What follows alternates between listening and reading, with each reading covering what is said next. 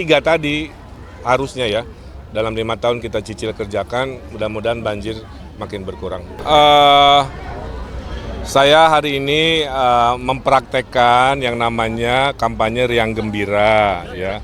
Jadi selain sapa warga dalam belusukannya, kita juga membuat tebus murah tapi nggak langsung jual beli, dibuat game dulu ya. Game ini membuat mereka bisa bergembira menjelang malam berkegiatan.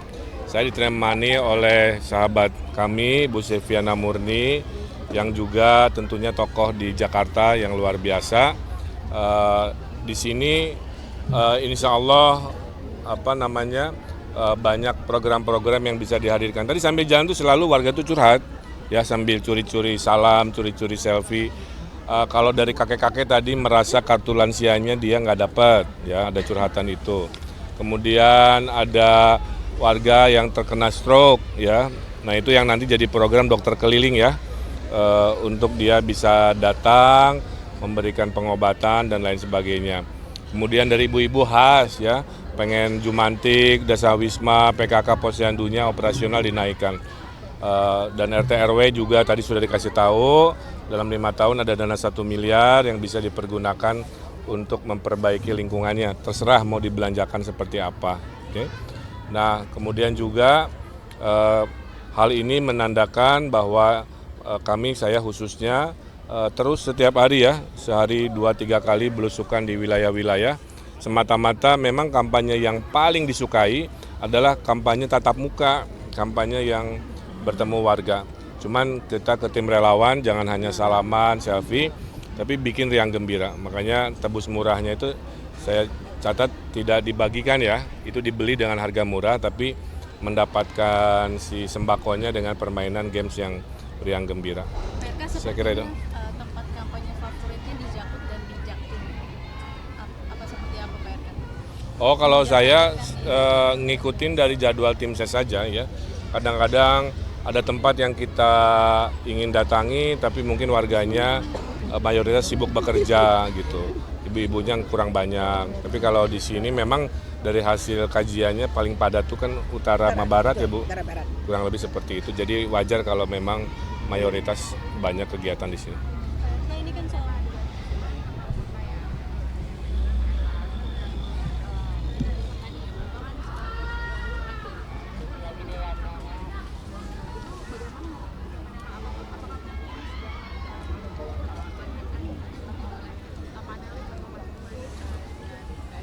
Ya sebagai pemimpin apalagi pernah pengalaman 10 tahun, semua dimensi pembangunan pemimpin harus kuasai ya. Jadi tata kota juga harus dikuasai. Ditambah memang keilmuan saya ada di situ. Jadi harusnya di debat terakhir kita bisa lebih meyakinkan warga Jakarta. Kuncinya beginilah. Ekonomi Jakarta itu semua dampak dari ekonomi tata ruang. Kalau tata ruangnya adil, peradaban kita juga adil. Kalau tata ruangnya kurang adil, kita menyaksikan ya ada ketimpangan yang kita saksikan dampak dari politik tata ruang. Jadi nanti ujungnya kan janji kita kan itu berkeadilan ya. Nah di dalamnya adalah keadilan tata ruang, ekonominya dan tata kotanya. kalau soal durasi debat ini kan mau bertambah kan katanya. Ini tanggapannya gimana durasi debat bertambah? Kalau dianggap itu lebih membuat warga lebih yakin, saya senang-senang aja. Karena kadang-kadang ya di kepala banyak urusan, dikasih waktu cuma semenit ya. Jadi menjawab semenit itu kadang-kadang nggak cukup. Tapi kalau bisa lebih tentu lebih baik. Oke terakhir. Kakak izin ke kampanye akbar gimana mungkin? Ya masih dirapat oleh Pak Ariza, nanti Pak Ariza yang menyampaikan.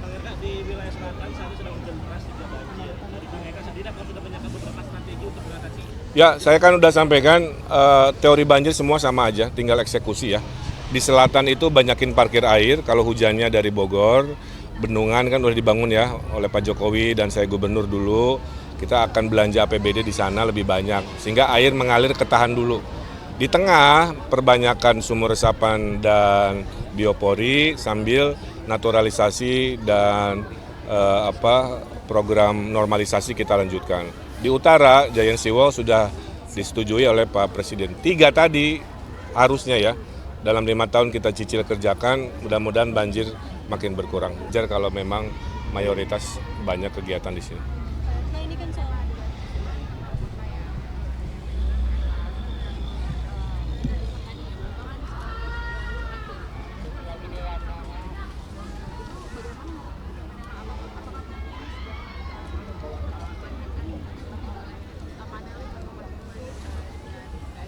Ya, sebagai pemimpin apalagi pernah pengalaman 10 tahun, semua dimensi pembangunan pemimpin harus kuasai, ya. Jadi tata kota juga harus dikuasai. Ditambah memang keilmuan saya ada di situ. Jadi harusnya di debat terakhir kita bisa lebih meyakinkan warga Jakarta. Kuncinya beginilah. Ekonomi Jakarta itu semua dampak dari ekonomi tata ruang.